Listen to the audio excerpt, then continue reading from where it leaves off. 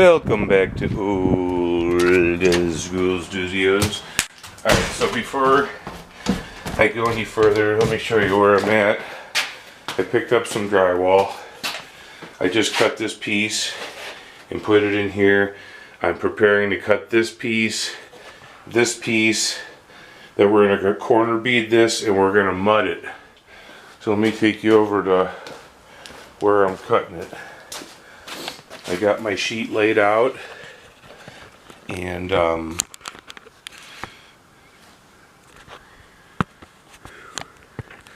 it was an interesting morning, folks. First I go to the gas station and I pull into pump 14, the furthest pump away from the building, and I go in, I wait in line to pay, and she's like, "Oh, sorry sir, can you pull to another pump? That pump doesn't work." I'm like, "Can you fucking put a sign up? Because I don't got time for this shit." And then I'm getting an attitude from these fuckers. So I pull the pump 11 and I put my gas in. And then I drive and I fight traffic all the way in 30 minutes. And I get to Lowe's and I get in and I've been begging dude to get me a sheet of drywall. So I go into Lowe's. Of course I don't have a razor knife in my truck because they're all at work or at the shop. And so I asked the guy who works there, he's cutting a piece of wood. I go, "Can you cut me a piece of drywall right in half?" He gives me an attitude. He cuts it with an attitude. So then I get over to, I'm ready to leave, and my car doesn't have a fab thingy. So I literally have to use a key, like the old days. And some dude's got my car completely hemmed in. I can't even get into my car. Well, I could open my door about 4 inches and slide my hand in to put the, to undo my lock. So I load my truck. Still nobody in this frickin' silver Chevy. I walk back into Lowe's. I'm like, "You driving a silver Chevy?" "Nope." "You driving a silver Chevy?" "Nope." So I crawl in from my passenger side, and here comes the dickhead. He comes out, "La, da, da, da, da." I'm like, "Hey, thanks for blocking my car, and dick face." Then my phone's ringing off the hook. It's just been one of those mornings, so let me cut this and I'll be right back at you. Alright, this little baby fits like a glove. So, I'm going to get a couple screws in this and cut my corner bead and hold this. There is a special bit you put on here that puts a dimple, but I don't think it's warranted me going to get it for a dozen screws. The corner bead side you don't have to go overboard because the corner bead is going to be locking that in for freshness. Oh.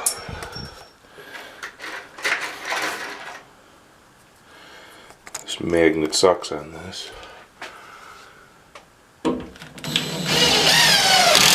So I almost had a freaking stroke today. I just was like insane. I went insane. My dude called me. I'm like, "Dude, now's not a good time. Seriously, I'm ready to have a freaking stroke. I just need a moment." I keep dropping screws because this magnet sucks.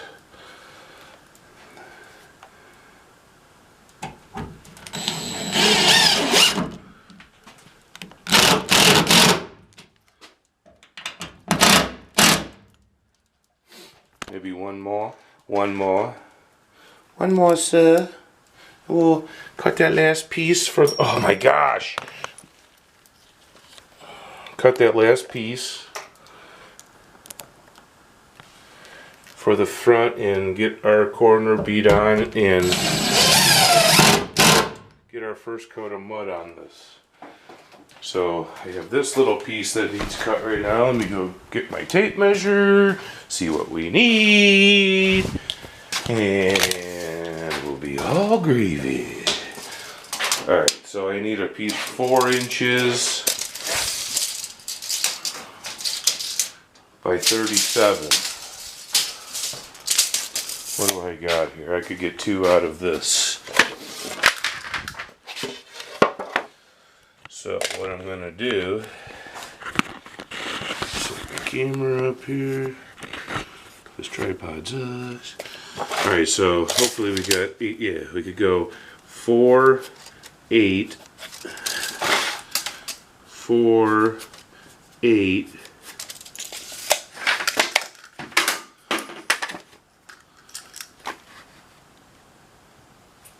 Get it right on my line.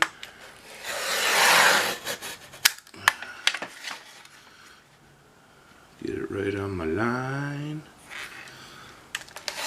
Oh, go!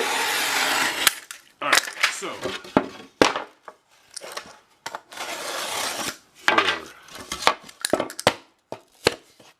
8.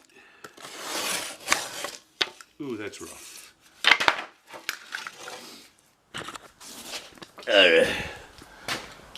I'm no spring chicken.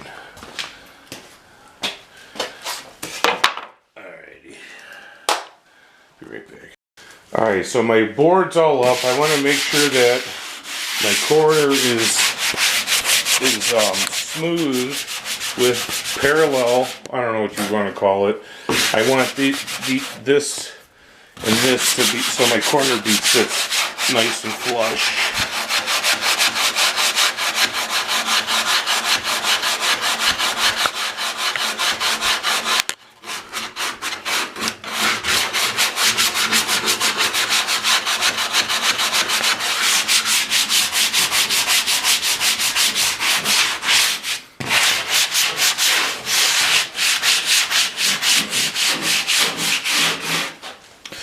What's the point of taking measurements when everything is so off? Sheesh.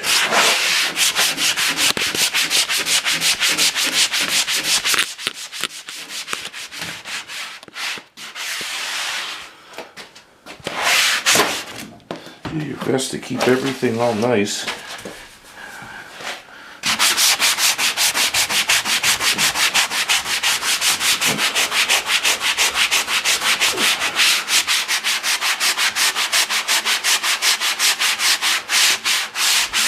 Alright, I need tin snips, and let's put the corner bead on. Alright, so I need 2 corner beads at 85 inches.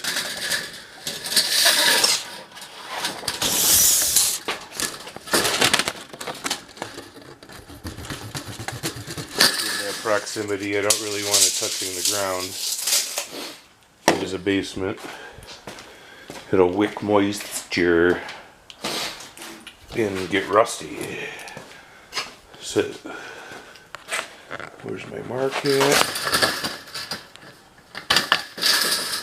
Line these 2 up and just come both at the same time.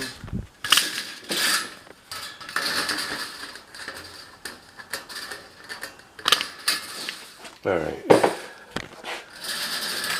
Always bend metal inward. Inward, and it will shear off.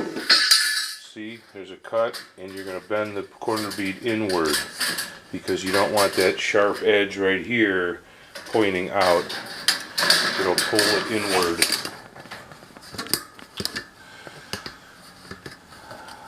Oh my goodness. Alright, so we got our 2 corner beads.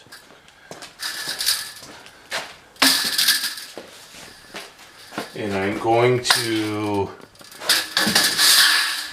green tape my joints before I put the corner bead up. So I'll be right back at you. Alright, just to show you the step-by-step process, I put this green tape on my joints and it all gets tucked underneath the corner bead. And this green is mold and mildew resistant. and I want it has a little bit of self adhesion, so I want that to put on.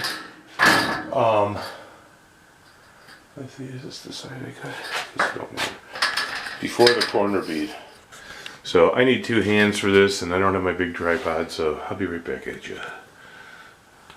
Alright, so my corner bead is up, and quick explanation. What you're trying to achieve is, this is the bead, and you want this to be the highest point.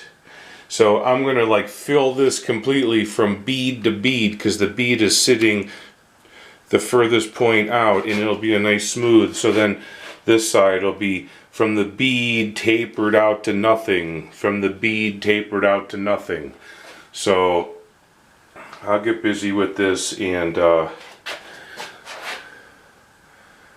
be right back. Alright, so when you're filling the mud, the first coat doesn't have to be pretty, it just has to be effective. You want to get your first fill, because all this is going to shrink, and that's when you hit it again with your second coat, and if you have to, a third coat. So, fill in the gap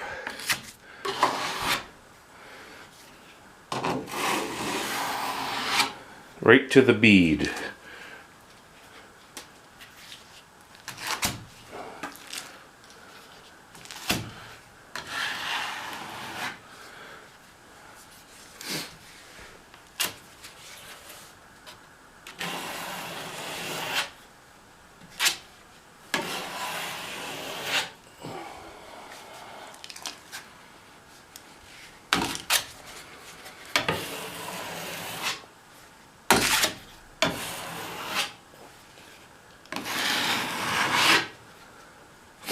Alright, so then I like to run my knife up the bead to kind of relatively clear it, and then a nice smoothie. And like I said, this doesn't have to be pretty, because you're going to put several coats on here, so this is just the first filler coat. Oh, don't touch that.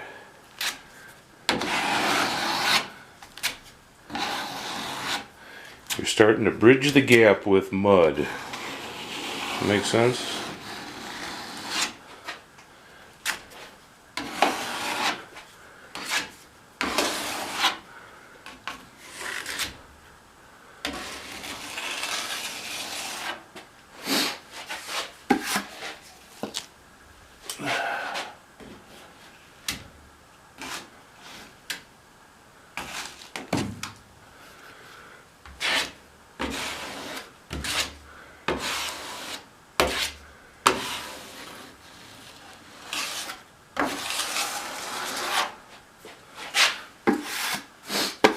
I usually use a mud pan, but I don't really need it today on this. Just doing a fill. Just doing a fill. And while you're at it, you could come over and hit all your screw holes. First coat your screw holes. And these will sink in, and then you can hit them again on your second coat if you have to. This gets a drop ceiling up here, so the drop ceiling's about this level. So we'll be well above the drop ceiling level.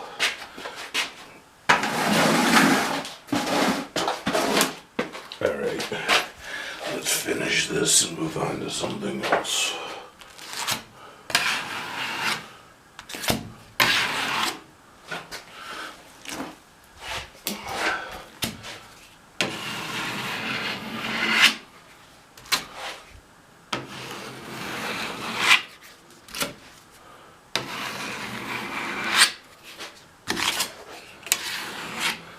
So my camera is not zooming correctly, and this is a cheapie. I mean, it's like a $200 Canon 1920 by 1080 22 megapixel. I mean, it does a decent job, but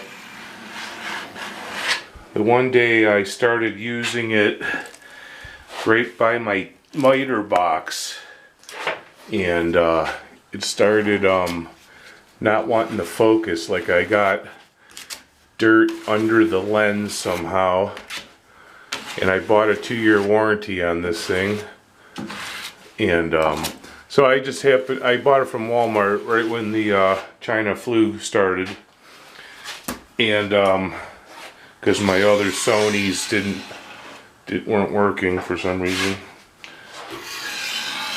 So I bought this, and I bought the 2-year warranty. It was like 15 bucks. I was like, oh cool. Judging by how my Sonys, how long they lasted, I was like, boy, I'm gonna be using this warranty. So sure enough, 4 or 5 months later, things acting crazy, not wanting to zoom. So I called Walmart, and he goes, oh, you gotta call Canon, and if Canon can't help you, then you have to, you bought your protection through Allstate, you have to get a hold of Allstate. I'm like, are you kidding me? So the $15 for 2 years, I might be without a camera, so you almost have to go buy another one while you're waiting for them to work on your claim. I don't like that at all.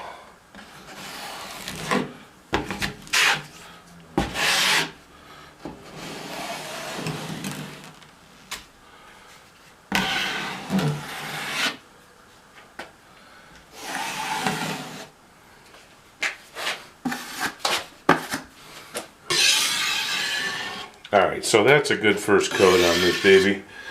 The next time we will give that a light sanding and second coat it. Did I hit all the... oh, I missed my nail holes.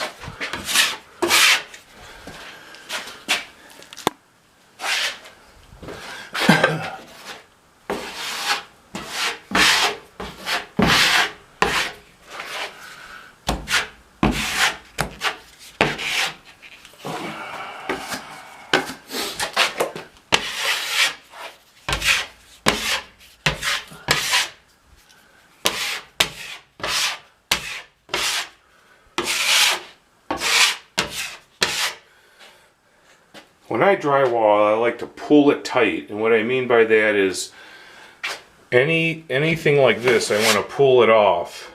I would rather fill it again than have to sand it off, if that makes sense.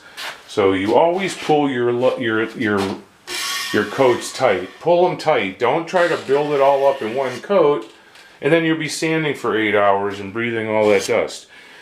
I'll have very little to no sanding on this, just a light surface sanding, and I'll show you that in the next part of this video when it comes to that.